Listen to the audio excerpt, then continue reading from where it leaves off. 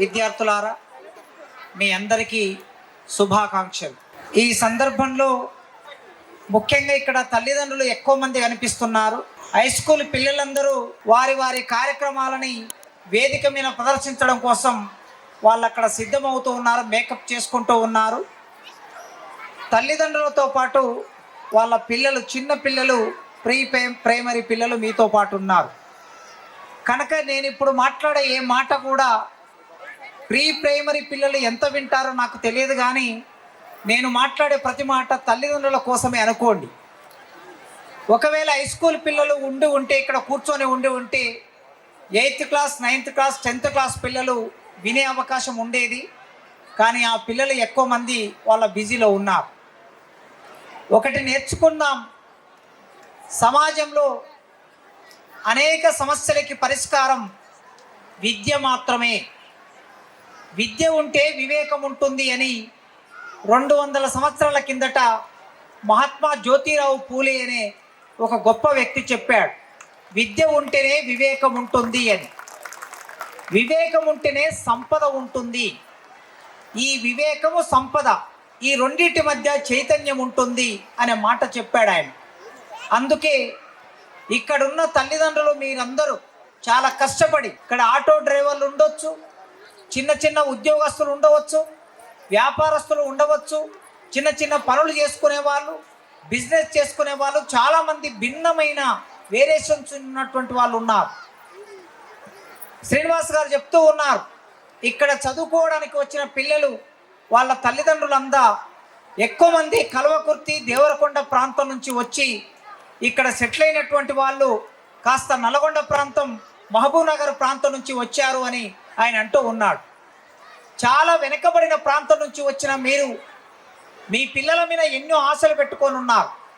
ఇక్కడ చదివించడం కోసం హైదరాబాద్లో పిల్లల్ని చదివించడమే చాలా కష్టమైన ఈ రోజుల్లో మీరు సంపాదించే ప్రతి పైసా కూడా చాలా ముఖ్యమైనది. నెలకి 10,000, 20,000, 30,000 సంపాదించడం ఎంత కష్టమో చాలామందిని చూస్తూ ఉంటాం.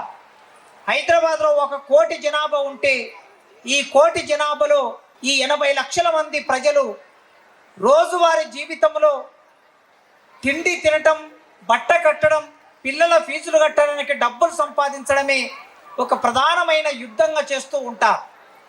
ఇది ఒక ప్రధాన సమస్యగా ఉంటూ ఉంటుంది.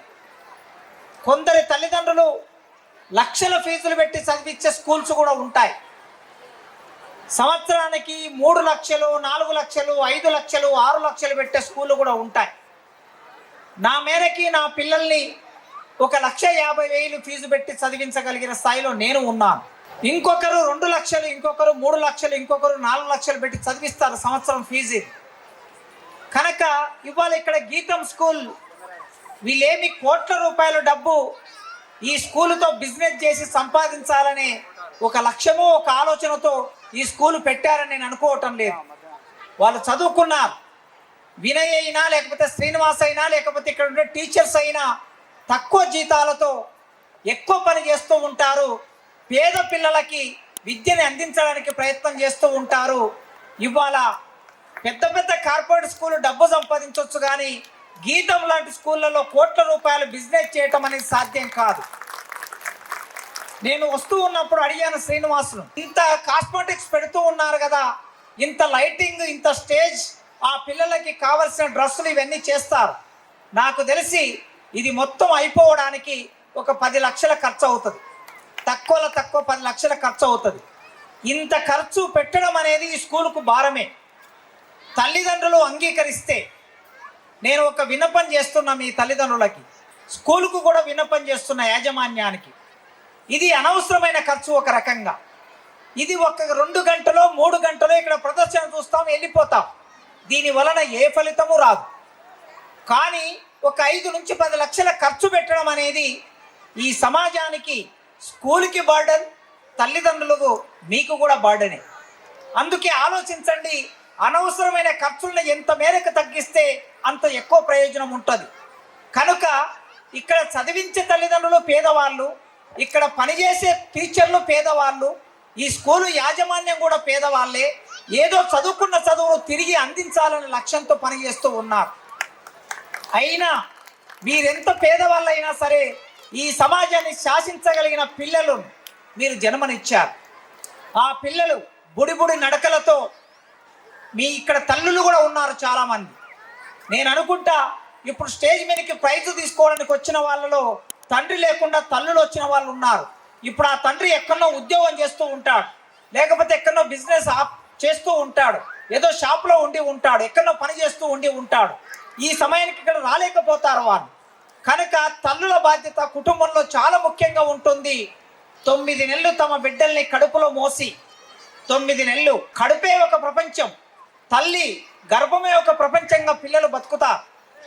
ఆ ప్రపంచం నుంచి బయటకు వచ్చిన తర్వాత తల్లి ప్రసవించి బిడ్డల్ని కన్న తర్వాత ఆ తల్లి తన రక్తాన్ని పాలుగా మారుస్తూ ఉంటుంది.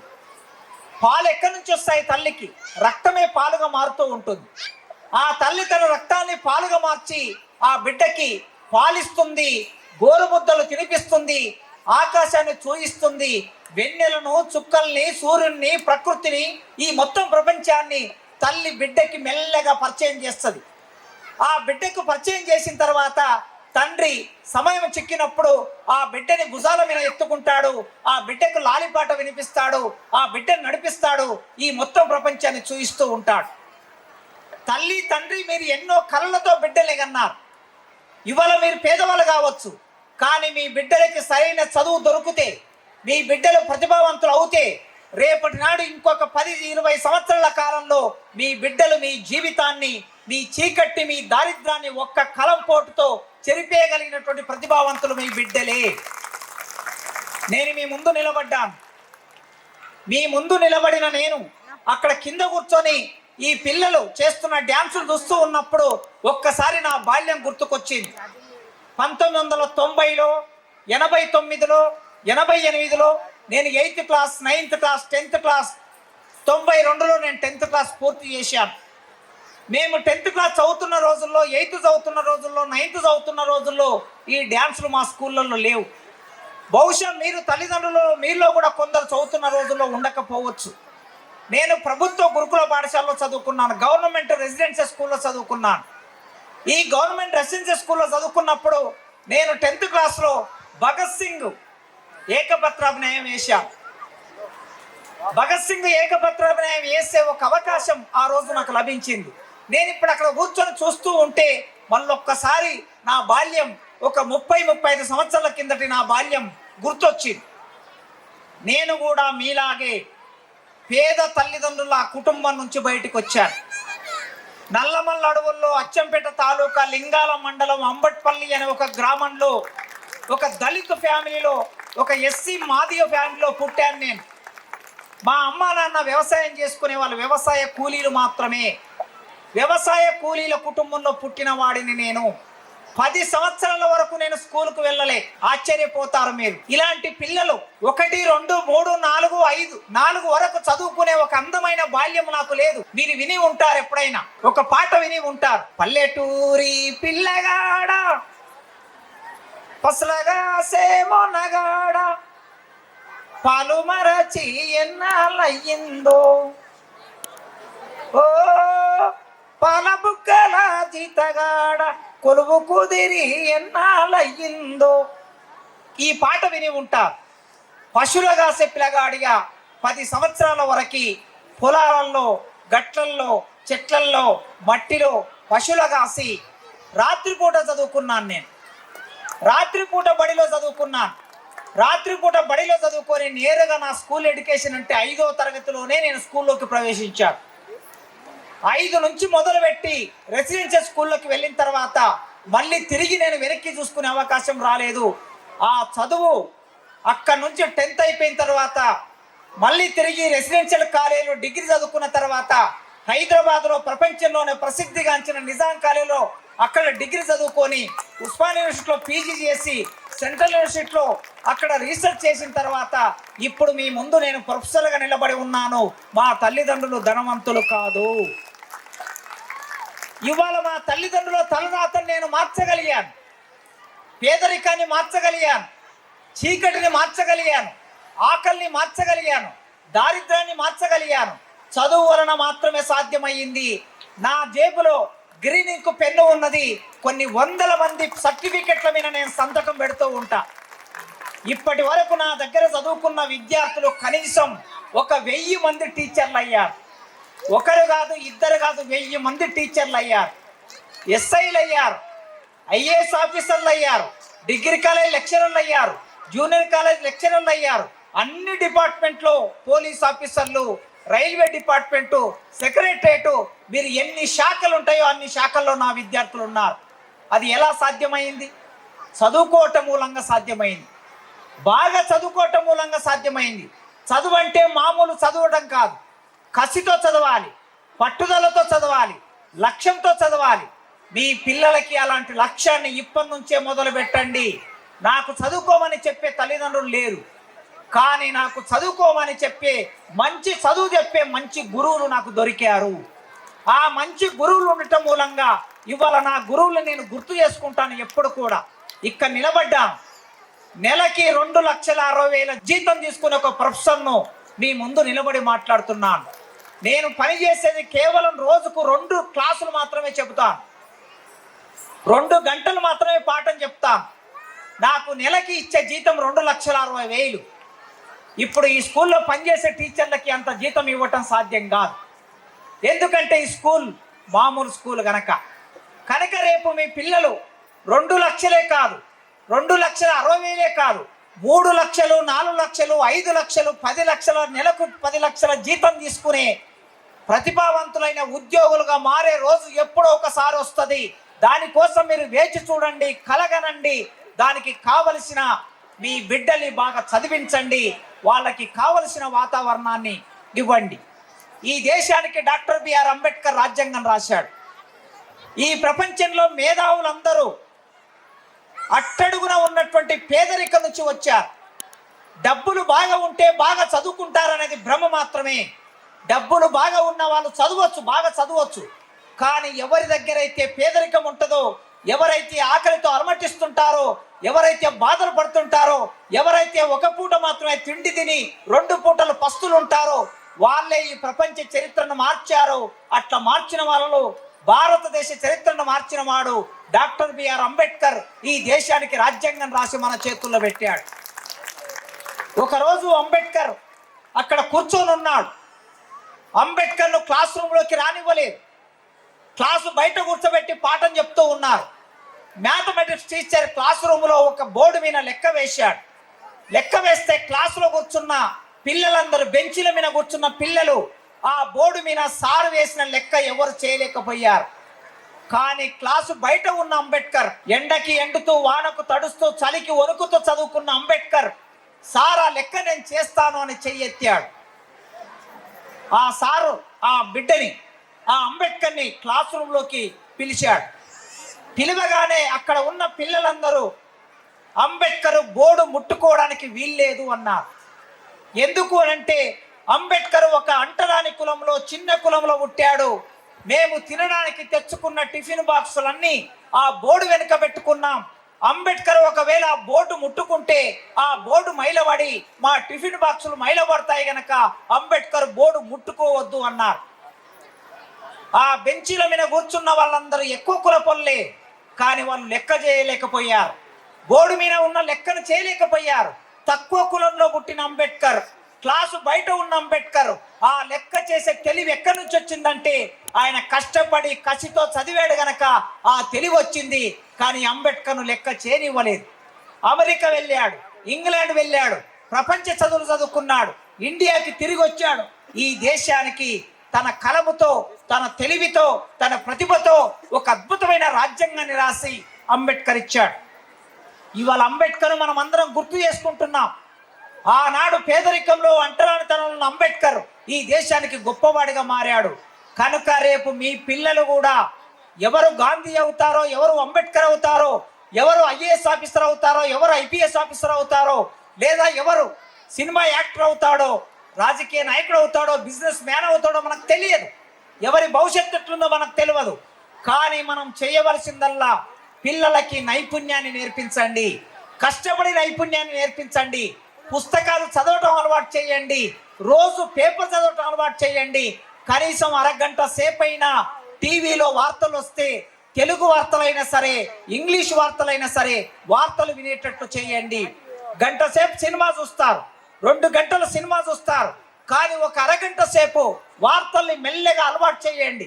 పిల్లలకి ఎప్పుడు అలవాటు అవుతుందంటే మీరు వార్తలు చూసినప్పుడే పిల్లలకి అది అలవాటు అవుతుంది. మీరు సినిమా చూసి పిల్లల్ని వార్తలు చూడమంటే చూడరు, మీరు సీరియల్ చూసి పిల్లల్ని వార్తలు చూడమంటే చూడరు. మీరు వార్తలు చూడండి, మా నాన్న ఏమో చూస్తున్నాడు, మా అమ్మ ఏమో చూస్తుందని వాళ్ళు కూడా మెల్లగా వార్తలు చూడటం అలవాటు అవుతుంది. వార్తలు చూడటం మూలంగా ప్రపంచంలో ఏం జరుగుతుందో నాలెడ్జ్ పెరుగుతుంది. దానితో పాటు తప్పనిసరిగా మీ ఇంట్లో ఒక పేపర్ వేయించుకోండి. ఆ పేపర్ తెలుగు పేపర్ అయినా సరే, ఇంగ్లీష్ పేపర్ అయినా సరే, ఏదైనా ఒక పేపర్ వేయించండి. నా అడ్వైస్ ఏమిటంటే మీ ఇంట్లో ఇంగ్లీష్ పేపర్ వేయించండి. ఇంగ్లీష్ పేపర్ వేయించిన తర్వాత రోజు ఒక అరగంట సేపు మీరు పేపర్ చదవండి. మీతో పాటు పిల్లలకు అలవాటు చేయండి. నేను 9వ తరగతిలోనే పేపర్ చదవటం అలవాటు చేసుకున్నాను స్కూల్లో. ఇవాళ నేను 2 గంటలు పేపర్ చదవకపోతే నా రోజు ప్రారంభం కాదు. ఎప్పుడు కూడా నా 5:30కు లేచి పేపర్ చదివితేనే 2 గంటలు, 5:30 నుంచి 6:30, 7:30 వరకు పేపర్ చదివాకే నా మిగతా పనులు మొదలు పెడతాను. ఇది ఎందుకు అంటే ఈ ప్రపంచంలో ఏం జరుగుతుందో మనకు తెలుస్తుంది. నాలెడ్జ్ ఎట్లా వస్తుందంటే పేపర్ ద్వారానే నాలెడ్జ్ వస్తుంది. అంటే చదివే అలవాటు పిల్లలకి ఇప్పటి నుంచే మొదలు పెడితే వాళ్ళు సినిమాలు చూడటము, సీరియళ్ళు చూడటము, సెల్ ఫోన్ చూడటము, ఈ ఆసక్తి నుంచి వాళ్ళు బయటకు వస్తారు, నాలెడ్జ్ వస్తుంది. ఒక ఐఏఎస్ ఆఫీసర్ కావాలంటే గొప్ప తెలివి అక్కర్లేదు. ఐఏఎస్ ఆఫీసర్కు మార్కులు ఎన్ని వస్తాయో తెలుసా? ఇప్పటి వరకు భారతదేశంలో ఐఏఎస్ ఆఫీసర్లకు వచ్చిన మార్కుల శాతం 53%. అంటే సెకండ్ క్లాస్. 53% వచ్చినటువంటి వాళ్ళు ఈ దేశంలో మొట్టమొదటి ర్యాంక్ వస్తుంది ఐఏఎస్ ఆఫీసర్లకి. 60%, 70% 10th క్లాస్ చదివితే 100కు 100 మార్కులు వస్తున్నాయి. ఇంటర్మీడియట్లో 100కు 100 మార్కులు వస్తున్నాయి. డిగ్రీలో 100కు 100 మార్కులు వస్తున్నాయి. ఎంసెట్లో 100కు 100 మార్కులు వస్తున్నాయి. మొన్న ఎంబీబీఎస్ పరీక్షలో చూసాం మనం, 720కి 720 మార్కులు వచ్చేసాయి. కానీ ఐఏఎస్, భారతదేశాన్ని పరిపాలించే ఐఏఎస్కు 53%. అంటే 100కి 53% సెకండ్ క్లాస్ మార్కులు వచ్చిన వాళ్ళే ఐఏఎస్లు అవుతున్నారు. ఎందుకంటే ఐఏఎస్ ఎగ్జామ్ చాలా కష్టమైన ఎగ్జామ్. ఆ ఎగ్జామ్ను మనం ఎదుర్కోవాలంటే ఇప్పటి నుంచే పిల్లలకి 5-6 తరగతుల నుంచే మీరు పేపర్ చదవడం, టీవీ చూడటం అలవాటు చేస్తే, వార్తలు చూడటం అలవాటు చేస్తే ఈ ప్రపంచం వాళ్ళకి అర్థమవుతుంది.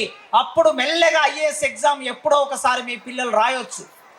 ఇక్కడున్న ఈ స్కూల్, గీతం స్కూల్లో ఒక ఐఏఎస్ ఆఫీసర్ అయ్యి ఎప్పుడో ఈ స్కూల్కి ఒక 5-6 సంవత్సరాల తర్వాత, 10 ఏళ్ల తర్వాత ఒక చీఫ్ గెస్ట్గా ఇక్కడికి వస్తే అది ఎట్లా ఉంటుందో మీరు ఒక్కసారి ఆలోచించండి. రేపు మీ పిల్లలు ఎవరైనా కావచ్చు. అయితే ఐఏఎస్ ఆఫీసర్ అవ్వడం పెద్ద కష్టం కాదు. అటువైపు మోల్డ్ చేయాలి, మీ పిల్లల్ని అటువైపు మళ్లించాలి. ఏం కావాలో లక్ష్యం పెట్టుకోండి. ఆ లక్ష్యం మొదలు మీకు తెలిసి ఉండాలి. మీకు తెలిసి ఉంటే తర్వాత వాళ్ళకి తెలుస్తుంది. దానితో పాటు మీ ఇంట్లో పుస్తకాలు ఎన్ని ఉంటాయో దాన్ని బట్టి మీ పిల్లల భవిష్యత్తు నిర్మాణం అవుతుంది. మీరు కిచెన్లోకి వెళ్ళి చూస్తే ఒక 100-200 గ్లాసులు, చిన్న చిన్న ప్లేట్లు ఉంటాయి. ఒక ఇంట్లో 5 మంది ఉంటే 5 ప్లేట్లు, 5 గ్లాసులు, 4 చెంబులు, 5 కంచాలు, ఇంకేమైనా గిన్నెలు ఉంటే సరిపోతుంది. కానీ మన ఇంట్లో కిచెన్ నిండా గిన్నెలతో నిండి ఉంటుంది. రోజు గిన్నెలు వాడం, కానీ ఒక షో పెడతాం. ఇంటి నిండా ఫర్నిచర్ ఉంటుంది. ఆ ఫర్నిచర్ మనకు ఎంత అవసరమో తెలియదు. రంగు రంగుల టీవీ ఉంటుంది, ఇంకా అనేక బట్టలు ఉంటాయి. కానీ మీ ఇంట్లో ఎన్ని పుస్తకాలు ఉన్నాయో ఒక్కసారి మీకు మీరు ప్రశ్నించుకోండి. ఎన్ని పుస్తకాలు ఉన్నాయో చూసుకోండి మీ ఇంట్లో. మీరు ఎప్పుడైనా సరే పుస్తకం షాప్కు పిల్లల్ని పట్టుకొని వెళ్ళండి. హైదరాబాద్లో బుక్ ఎగ్జిబిషన్ నడుస్తుంది ప్రతి సంవత్సరం. ఎన్టీఆర్ గ్రౌండ్, ఇందిరా పార్క్ ముందు ఎన్టీఆర్ గ్రౌండ్లో ప్రతి సంవత్సరం 10 రోజులు బుక్ ఎగ్జిబిషన్ జరుగుతుంది. మీ పిల్లల్ని పట్టుకొని ఒక రోజు వెళ్ళండి అక్కడికి. తల్లిదండ్రులు ఒక 2-3 గంటలు తిరగండి. ఒక 500 రూపాయలు పెట్టి 4-5 పుస్తకాలు కొనుక్కరండి. ఒక గాంధీ చరిత్ర, అంబేద్కర్ చరిత్ర, భగత్ సింగ్ చరిత్ర, వివేకానందుడి చరిత్ర, రకరకాల మనుషులు, అబ్రహాం లింకన్ చరిత్ర, ఆ పుస్తకాలను తెచ్చి మీ ఇంట్లో పెట్టండి. పిల్లలకి ఒక్కొక్క పేజీ చదవడం అలవాటు చేయండి.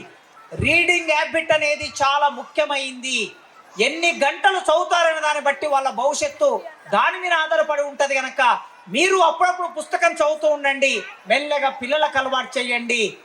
ఇవన్నీ అలవాటు చేస్తూ అప్పుడప్పుడు పిల్లలు, ఈ రోజున్న పిల్లలకి మాట్లాడే శక్తి చాలా ఎక్కువగా రావటం లేదు. స్పష్టంగా మాట్లాడలేకపోతున్నారు, ఇంగ్లీష్లో మాట్లాడలేకపోతున్నారు, తెలుగులో మాట్లాడలేకపోతున్నారు. నేను స్కూల్ వాళ్ళకు కూడా ఒక సజెషన్ చేయదలుచుకున్నా. మీరు ప్రతి వారం క్లాస్ రూమ్లో సాటర్డే పెడతారా, మండే పెడతారా, ఒక రోజు పెట్టుకొని ఎలక్ట్రిషియన్ కాంపిటీషన్ పెట్టండి. ఒక 2 పీరియడ్లు మొత్తం మాట్లాడడం కోసమే. ఒక 20 మందో 30 మందో క్లాసులో ఉంటే ఒక టాపిక్ ఇవ్వండి, దాని మీద ఉపన్యాసం ఇచ్చే ఒక పద్ధతిని అలవాటు చేయండి. మాట్లాడుతూ ఉంటే వాళ్ళే తర్ఫీదు అవుతారు, మంచి వక్తలుగా మారుతారు. ఎక్కడికైనా సరే ప్రైవేట్ కంపెనీల దగ్గరికి ఉద్యోగం కోసం వెళ్తే నీకు 90 మార్కులు వచ్చినా వాళ్ళు పట్టించుకోరు, నీ మార్క్ షీట్ తీసి పక్కన పడేస్తారు. వాళ్ళు ఏమడుగుతారంటే ఒక టాపిక్ ఇచ్చి ఒక 10 నిమిషాలు మాట్లాడమని అడుగుతారు. 10 నిమిషాలు మాట్లాడమంటే అప్పటికప్పుడు సాధ్యం కాదు. స్కూల్ నుంచే మొదలు పెడితే వాళ్ళు మెల్లగా తయారవుతారు. అప్పుడు మంచిగా అనర్గళంగా స్పష్టంగా మాట్లాడతారు. వాక్ శుద్ధి అనేది చాలా ముఖ్యం. మంచి మాట, మీ అందరికీ తెలుసు, సామెత ఉంటుంది, నోరు మంచిదవుతే ఊరు మంచిది అని. ఇక్కడ నోరు మంచిది అంటే అర్థం ఏమిటి? మంచి భాష మాట్లాడటం, మంచి పదాలతో మాట్లాడటం, అందంగా మాట్లాడటం, సౌందర్యాత్మకంగా మాట్లాడటం, చెవులకు వినసొంపుగా మాట్లాడటం, ఇది నేర్చుకోవాలా. పిల్లలకి ఆ పదాలు టీచర్లు నేర్పాలి. అదేవిధంగా మీరు క్లాస్ రూమ్లో ఇక్కడ పిల్లలు ఏం చదువుకున్నారో తల్లిదండ్రులు వారానికి ఒక్కసారైనా మీ పిల్లల కోసం కేటాయించండి. నాన్న, నీ స్కూల్లో ఏం జరిగిందో ఒక 10 నిమిషాలు మాట్లాడు, ఆ టీవీ దగ్గర నిలబడి మాట్లాడు, మేము చైర్స్ మీద కూర్చుంటామని చెప్పి ఒక 10 నిమిషాలు మాట్లాడించండి, వారానికి 10 నిమిషాలు. దానితో పాటు ఒక పేపర్ చదివిన తర్వాత ఆ పేపర్లో ఏం నేర్చుకున్నారో మీ పాపని ఒక 10 నిమిషాలు మాట్లాడించండి. ఆ విధంగా వక్తృత్వ కళ అనేది బయటకు వస్తుంది. ఒక్కొక్కటి నేర్పించండి. ఇవాళ సమాజంలో బాగుపడటానికి కావలసిన అవకాశాలు ఎన్ని ఉన్నాయో చెడిపోవడానికి కావలసిన అవకాశాలు అన్నీ ఉన్నాయి. చెడు అలవాట్లకి దూరంగా ఉండండి. మీరు తల్లిదండ్రులు ఎవరైనా సరే, తండ్రులు ముఖ్యంగా డ్రింకింగ్ అలవాటు ఉన్న వాళ్ళందరూ మీ డ్రింకింగ్ మానేయండి. మీ పిల్లలకి మీరు ఏం నేర్పదలుచుకున్నది ఒక్కసారి ఆలోచించండి. పిల్లల ముందు మీరు తాగటం మొదలు పెడితే మీకు తెలియకుండానే మీ పిల్లలకి అది అలవాటు అవుతుంది. ఆ పిల్లలకి మంచి లక్షణాలు నేర్పించాలంటే గుట్కా లాంటి అలవాటు ఉంటే మానేయండి, డ్రింకింగ్ అలవాటు ఉంటే మానేయండి. చెడు భాష మాట్లాడకూడదు. పిల్లల ముందు ఎప్పుడు కూడా బూతులు మాట్లాడకండి. పిల్లల్ని సంస్కారవంతులుగా మార్చండి. రేపు భవిష్యత్తులో మీ పిల్లలు, మీ బాబు, మీ అబ్బాయి ఒక మంచి భార్యకి మంచి భర్త కావాలి, సమాజంలో ఒక పౌరుడుగా మారాలి. మీ అమ్మాయి రేపు ఒక మంచి భర్తకి భార్య కావాలి. అట్లా చూసినప్పుడు మీరు నేర్పించేదే వాళ్ళ భవిష్యత్తు అవుతుంది. కనుక మీరు ఎంత పద్ధతిగా ఉంటారో వాళ్ళు రేపు భవిష్యత్తులో అంత పద్ధతిగా ఉంటారు. డబ్బును ఖర్చు పెట్టడం అనేది ఎంత ముఖ్యమో పిల్లలకి నేర్పించండి. డబ్బు వృధాగా ఖర్చు పెట్టకండి, పైసా విలువ వాళ్ళకి నేర్పించండి. ఒక 100 రూపాయలు ఖర్చు పెడితే ఆ 100 రూపాయలు ఎట్లా వస్తాయి, నీవు నెలలో ఎంత కష్టపడితే 100 రూపాయలు వస్తున్నాయో 500 వస్తున్నాయో ఆ పద్ధతిని పిల్లలకి అర్థం చేయించండి. అప్పుడే వాళ్ళకి పొదుపు అనే ఒక లక్షణం వస్తుంది. ఈ విధంగా మీ జీవితాన్ని మీరు దిద్దుకోండి, కుటుంబాన్ని నిర్మాణం చేసుకోండి, మీ పిల్లల్ని మీరు నిర్మాణం చేయండి, మంచి పౌరులను తయారు చేయండి. ఈ దేశానికి కావలసిన ఒక సంపద ఎవరు అంటే ఈ దేశంలో క్లాస్ రూమ్లో ఉన్న బాలబాలికలే రేపటి ఉత్తమమైన పౌరులుగా ఉంటారు. జీవితం అనేది ఎప్పుడైనా సరే పుట్టామా, పెరిగామా, మరణించామా కాదు. అందరూ పుడతారు, పెరుగుతారు, మరణిస్తారు. కానీ కొందరు మాత్రమే చరిత్రలో భాగం అవుతారు. ఆ కొందరు చరిత్రలో భాగం కావాలంటే మన చేతుల్లో పెరిగిన మన బిడ్డలకు వాళ్ళు కూడా చరిత్రలో భాగం కావాలని మనం ఎందుకు అనుకోకూడదు? ఆలోచించండి. చరిత్రలో భాగం కావాలంటే చివరికి ఒక చిన్న మాట చెప్పి ముగిస్తా. ఒకరోజు ఎండాకాలంలో ఒక చిన్న రేగుముళ్ళు గాలికి కొట్టుకొచ్చి వాకిట్లో పడిందట. రేగుముళ్ళు, ఆ రేగుముళ్ళు వాకిట్లో పడితే ఒక బిడ్డ వచ్చి చీపురు తీసుకొని వాకిలి ఊడ్చింది. కానీ రేగుముళ్ళు వాకిట్లోనే మట్టిలో ఉండిపోయింది. తర్వాత సాయంత్రం వాళ్ళ తల్లి ఊడ్చింది, ఆ రేగుముళ్ళు అట్లే ఉండిపోయింది. సాయంత్రం పూట ఆ ఇంట్లో ఒక ఏడాదిన్నర ఉన్న ఒక బిడ్డ చిన్న బిడ్డ పసిపాప నడక నేర్చుకుందామని దొగ్గుకుంటూ దర్వాజా దగ్గరికి వచ్చింది. దర్వాజా దగ్గరికి వచ్చి ఆ దర్వాజా పట్టుకొని నిలబడి బయటికి అడిగేద్దామని ఒక కాలు బయట పెట్టింది, మరో కాలు తీసింది. ఆ కాలిలో పైకి లేపుతూ ఉన్నప్పుడు ఆ కడప తగిలి ఆ బిడ్డ కింద పడి ఏడుస్తూ ఉన్నది. కానీ ఆ బిడ్డ ఏడుస్తున్నా కూడా నిలబడాలి, నడవాలి అని తన పట్టుదలను వదులుకోవటం లేదు. ఏడ్చుకుంటూనే కన్నీళ్లు కారుతుంటే లేచి నిలబడింది. ఇప్పుడు ఏం చేసింది? ఆమె గోడను పట్టుకున్నది. గోడను పట్టుకొని 4 అడుగులు నడిచింది. ఆ గోడను పట్టుకొని 4 అడుగులు నడిచి కొద్ది దూరం వెళ్ళిన తర్వాత ఆ మట్టిలో ఉన్న రేగుముళ్ళు ఆ పాప కాలుకు కుచ్చుకున్నది. పసిబిడ్డ కాలు, లేత కాలు, పాలుగారే కాలు. ఆ కాలు నుంచి వెంటనే రక్తం గారింది. రేగుముళ్ళు అనుకున్నదట, చీ, నాది ఒక బతుకేనా? పాలు దాగే పసిబిడ్డ కాలు నుంచి రక్తం కళ్ళ చూశాను కదా, నా బతుకు వృధా, నా బ్రతుకు దండుగా అనుకున్నదట.